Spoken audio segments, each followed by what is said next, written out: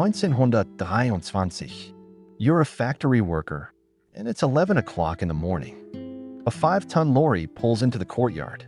The chief cashier climbs on top and starts throwing bundles of banknotes into the crowd. You catch yours and you run. Not walk, run. Because your wife is already at the factory gate with a wheelbarrow. She takes the money and sprints to the baker before noon. Because after noon, the shopkeeper remarks every price. The coffee you could buy for 5,000 marks this morning costs 14,000 marks by noon. The newspaper that cost 50,000 marks at breakfast costs 100,000 by evening.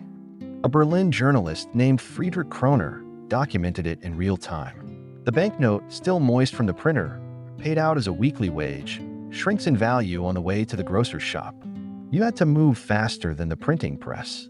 That was survival in Weimar Germany. Now here's the question several of you asked after the last video. You're stacking coins, you're holding physical gold and silver, and you want to know when paper money actually dies, how do you spend it? What do you hand someone? What does that transaction look like in practice? The forensic record from Germany 1921 to 1923 gives a specific answer, and it is not the answer most people in this community expect. Here's what blows people's minds. Most ordinary Germans didn't have gold when the hyperinflation hit. Not because they failed to prepare, because the government had already taken it. 9 years before the crisis, voluntarily, with a campaign so effective it stripped an entire middle class of its only real protection before they ever knew they needed it. The gold was gone before the crisis started. Not seized at gunpoint, donated. And that changes everything about how we should think about what comes next. Let me show you the forensic record, because this story has been told 100 times and almost always wrong. The first thing the forensic record shows, what actually happened to the gold. August 4th, 1914, the first day of World War I. The Reichsbank suspends gold convertibility. From that day, the German government runs a campaign with a slogan, Gold for Iron. Citizens are encouraged to donate gold jewelry, watches, wedding rings. In exchange, they receive iron replacements stamped with the words, "I gave gold for the defense of the fatherland." Millions of ordinary Germans complied. They were patriotic. They trusted their institutions.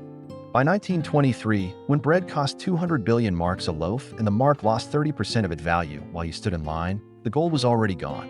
Not confiscated at gunpoint during the crisis, donated 9 years earlier, voluntarily, in exchange for iron. The people who still held gold in 1923 were not ordinary Germans. They were the wealthy who had quietly evaded the campaign, industrialists with international connections, those with enough foresight to hoard while everyone around them was surrendering. The lesson no one talks about. The government didn't need to confiscate gold during the crisis. It had already solved that problem before anyone understood there would be a crisis. The gold was gone before the crisis started. Not seized at gunpoint, donated. If you're watching this and you have gold in your hands right now, understand what that actually means. You are already in a different position than most Germans were in 1923. The question is what you do with it when the moment comes. The second thing the forensic record shows, what people actually used as money. It was not gold coins handed across a shop counter. The documented record is specific on this. The closest thing to a universal survival currency during the Weimar hyperinflation was the US dollar. A British diplomatic dispatch from 1922, filed by Lord D'Abernon, the British ambassador in Berlin, reported that he hardly knew a German of either sex who wasn't speculating in foreign currencies. Millions were hoarding foreign banknotes, not gold. Dollars, pounds, Swiss francs. Stefan Zweig, the Austrian writer who lived through it, put directly, whoever had foreign currency to exchange did so from hour to hour. Ernest Hemingway filed dispatches from Kiel, Germany, for the Toronto Star in September 1922. He crossed the Rhine from France with 10 francs, 90 cents in Canadian money. He and his wife spent the day heavily. At the end of it, they had 120 marks left over. The bakery he visited was constantly swamped with Frenchmen crossing from France to exploit the exchange rate. That was one side. Now the other. Hemingway also documented what happened to Germans without foreign currency. He bought 5 apples and paid with a 50-mark note. The woman gave back 38 marks in change. 12 marks for 5 apples. Less than 2 cents in real money. A white-haired German gentleman standing nearby tipped his hat and asked how much the apples cost. Hemingway told him. The man shook his head. I can't pay it. It is too much. That man was not poor by German standards. He had savings. He had trusted his institutions his whole life. And 12 marks, 2 cents was beyond what he could afford. That is what a hyperinflation does to savings. Not a sudden crash, a slow daily grinding until 12 marks is the difference between eating and not eating. Pre-war German gold coins existed. The 20-mark gold piece, 7.16 grams of pure gold. These coins held their value absolutely. One gold mark in 1914 bought the same basket of goods as one gold mark in 1924 after stabilization. They were the right asset. But here's what the forensic record actually shows about how they were used. They were hoarded, not spent. Gresham's law in its purest form. Bad money drives out good. When paper marks circulated alongside gold, nobody spent gold. They spent the paper and kept the coin. By the final stages of the crisis, shops began refusing paper marks entirely and demanding gold or foreign currency. But by then, most ordinary Germans had neither. This is the gap between what the gold community discusses and what the documented record shows. Holding gold is the right instinct. But understanding how gold actually functions in a live hyperinflation is a different question entirely. The third thing, the forensic record shows what the transactions actually looked like. Anna Eisner was a Viennese widow. She kept a diary of her survival. On New Year's Day 1919, she used her late husband's gold watch chain to barter for 4 bags of potatoes. Not to buy, to barter. Gold chain to potatoes, direct exchange, no change given, no price posted. 2 people who agreed on value. She also wrote this. Panic bids defiance to all legal decrees. Even the most respectable of Austrian citizens now breaks the law, unless he is prepared to starve for the sake of obeying it. Stefan Spig documented what happened when gold and dollars were unavailable. People used wedding rings, family silverware, paintings, fine china, books. He described rural farmhouses filling up with pianos, leather-bound books, and crystal accumulated from city families who brought them to the countryside and traded them for potatoes and milk. The farmers were happy to take them, the mark they refused. A wedding ring for a bag of potatoes. That is the actual transaction at the street level of a hyperinflation. By late 1923, over 4,000 separate entities were printing their own emergency money, not gel, necessity money, on paper, ceramic, leather, silk, wood, and compressed coal dust. The Crop Steelworks in Essen printed crop marks for their workers. It became the only stable currency in the city. And here is the detail that most people never hear. The most significant Notgeld was denominated not in marks at all, but in stable real-world units. Rye, wheat, coal, kilowatt-hours of electricity, column of water. A redenominated bond issued in Oldenburg in 1922 paid 125 kilograms of rye and was redeemable 4 years later at 150 kilograms, a 4.12% yield. And rye, not in marks, and rye. When the official unit of account collapses, the economy does not stop. It reprices everything in whatever unit holds stable value. In 1923 Germany, that was the dollar, the rye bushel, the kilowatt hour, and the gold coin in roughly that order of daily usefulness. If you're realizing that the story you've been told about gold in Weimar Germany is missing most of its most important chapters, hit the subscribe button. This channel runs the forensic record, not the legend. And there is a lot more in this record that changes the calculation about what you should be doing right now. The fourth thing, the forensic record shows who survived and who didn't. The people most destroyed by the Weimar hyperinflation were not the poor. The poor had little to lose. The people most destroyed were the educated middle class. Doctors, lawyers, professors, civil servants, the Bildungsbrigadem, as Germans call them. They had bought war bonds out of patriotism. They had savings accounts. They had life insurance policies with guaranteed nominal payouts. They had done everything right by every rule they had ever been taught. Maximilian Bern was an elderly Berlin man. He withdrew his life savings of 100,000 marks, once enough for a comfortable retirement. In 1923, it bought one subway ticket. He took a last ride around his city. Then he returned to his apartment. Historian Frederick Taylor documented what happened next. Alder Levy's father took out a life insurance policy in 1903. He paid monthly for 20 years. When it came due in 1923, he cashed it in. He bought one loaf of bread. A life insurance policy paid monthly for 20 years. One loaf of bread. These are not metaphors. These are documented cases, named individuals, verified outcomes. The people who survived were those who held assets with real utility or international exchangeability. The landowner who borrowed paper marks before the crisis and used them to buy a farm repaid the entire loan in worthless currency, effectively buying the farm for free. The farmer who produced his own food stopped accepting marks entirely and watched city families bring him silverware and paintings in exchange for potatoes. And at the very top of the survivor list, Hugo Stinnes, the man Time magazine in 1923 called the new emperor of Germany. Before and during the hyperinflation, Stinnes borrowed enormous sums in Reichsmarks and used them to buy hard assets, coal mines, steel factories, shipping lines, newspapers, hotels. He stored his profits as gold in Swiss bank vaults. He repaid every debt in paper marks worth a fraction of what he had borrowed. Stefan described him as having purchased coal mines, ships, factories, and country estates, actually for nothing, borrowed in the collapsing currency, bought real assets. Stored profits in gold offshore, repaid debts in paper. That is the single most documented wealth preservation strategy from the worst hyperinflation in Western history. It has nothing to do with handing a gold coin to a baker. Now, what the forensic record says you actually do.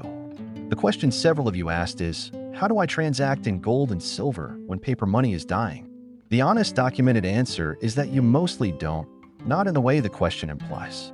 What the people who survived actually did breaks into 4 documented methods. The first was private barter. Gold and silver transacted in direct person-to-person exchange. A coin for a month of rent. A watch chain for potatoes. Jewelry for farmland access. 2 people agreed on value. No change, no receipt, no price tag. Anna Izinga's watch chain for 4 bags of potatoes. That is the documented form of the transaction. The second was conversion to the parallel currency of the moment in Weimar. That was the US dollar. Ernest Hemingway as the documented case. He crossed the Rhine with francs, converted at an unofficial rate, spent freely, came out ahead while his German neighbors could not afford apples. In every documented hyperinflation, one foreign currency becomes the functional unit of account before the official currency fully fails. Gold holders who understood this converted their gold to that currency at unofficial exchange points, then transacted in dollars. The third was commodity indexing. You stopped pricing anything in the collapsing currency. You priced it in rye, in coal, in kilowatt hours. The crop workers paid in crop marks convertible to food. The Oldenburg bonds denominated in rye bushels. When the unit of account breaks down, commerce reorganizes around whatever unit holds stable value. The people who understood this priced their assets in stable units before they needed to. The fourth was speed. Sebastian Hafner, who was a boy in Berlin in 1923, described his father's payday ritual in his memoir. Receive the salary, immediately buy a monthly transit pass, haircuts, then convert whatever remained into dry goods before the next pay period. You did not hold paper overnight. You treated every payment as a token to be immediately converted into something real. The people who thought of wages as savings were destroyed. The people who thought of wages as temporary tokens to be exchanged the same day they arrived survived. None of these 4 methods requires handing a gold coin to a cashier at a register. All 4 require having thought through the problem before the crisis arrives. Here is the line that Stefan Spig wrote about the people who didn't think it through in time. Slow thinking and reliance on previous experience were punished with hunger and death. Impulsive action and swift comprehension of a new situation were rewarded. Swift comprehension, not the right coin, the right mental model built before the moment it's needed. Now, the end of the crisis and what it means for gold holders today. November 15th, 1923. The German government introduces a new currency called the Retonmark. The official story, it was backed by mortgages on agricultural land and industrial bonds. A stable anchor after the chaos of the Papio-mark. The forensic record, the backing was largely fictional. Hjalmar Schacht, the man credited with the stabilization, later admitted he found it hard to believe anyone felt reassured knowing their currency was theoretically convertible into some remote woodland in Thuringia. The Retonmark was not even legal tender, just a legal means of payment. And yet, prices stabilized within days. Schacht ran the stabilization from a broom closet that still smelled of floor cloths. His secretary described his daily routine. He sat in his dark room and smoked. He telephoned a great deal. What he actually did was enforce one rule absolutely. The rent and mark supply was capped. The government would no longer receive unlimited credit from the printing press. That single commitment credibly enforced was enough. The crisis that took 2 years to build collapsed in 2 weeks. Rudolf Hafstein, the Reichsbank bank president who had boasted in August 1923 that the bank was issuing 20,000 billion new marks daily and planned to double it, died of a heart attack on November 20, 1923. The same day, Schacht stabilized the currency. The man who killed the mark died the day it was buried. And here is what this means for the gold holders watching this video. The gold that was still in private hands on November 15, 1923, not donated to the Iron Campaign, not spent on food during the crisis, not surrendered at a black market rate out of desperation, was suddenly denominated in rent marks at the pre-war gold parity. 1 gold mark in 1914 equaled 1 gold mark in 1924. The people who held physical gold through the entire disaster came out the other side with their purchasing power intact. The people who spent their gold during the crisis got food. That was the right call for survival. But the people who held through the crisis and survived on barter, on dollars, on speed, they came out whole. Both were right. That is the honest answer the forensic record gives. Now, the question this entire video has been building toward, the US debt to GDP ratio stood at 32% during the 1970s. It stands at 121% today. The Federal Reserve's balance sheet went from $4.2 trillion to $9 trillion between 2020 and 2022. M2 money supply jumped 25% in 2020 alone, the largest single-year expansion in American history. Central banks globally bought more than 1,000 tons of gold in 2022, more than 1,000 in 2023, more than 1,000 in 2024. 3 consecutive years above 8,000 tons, double the prior decade's average. These are not the actions of institutions that are confident in the long-term stability of paper currency. These are the actions of institutions hedging against a scenario they are not discussing publicly. The forensic record from Germany 1914 to 1923 gives you one framework for reading those actions. The gold was gone from ordinary hands before the crisis because ordinary people trusted institutions that were quietly preparing for something different. The people who came through were those who had already acted on what the evidence showed before the moment of crisis made acting clearly impossible. The German middle class trusted their institutions. They gave their gold for iron. They kept their savings in marks. They held their life insurance policies and their war bonds. A life insurance policy paid monthly for 20 years, bought 1 loaf of bread. The forensic record of what happened to the people who trusted institutions and what happened to the people who trusted gold is specific, documented, and 100 years old. The question is not whether you've heard of Weimar Germany. The question is whether you've read the actual autopsy. Several of you asked in the comments what happened to the people who held gold through the stabilization, how they fared as Germany rebuilt in the years that followed. The documented record on that transition is specific and more than a little surprising. Subscribe so you don't miss it.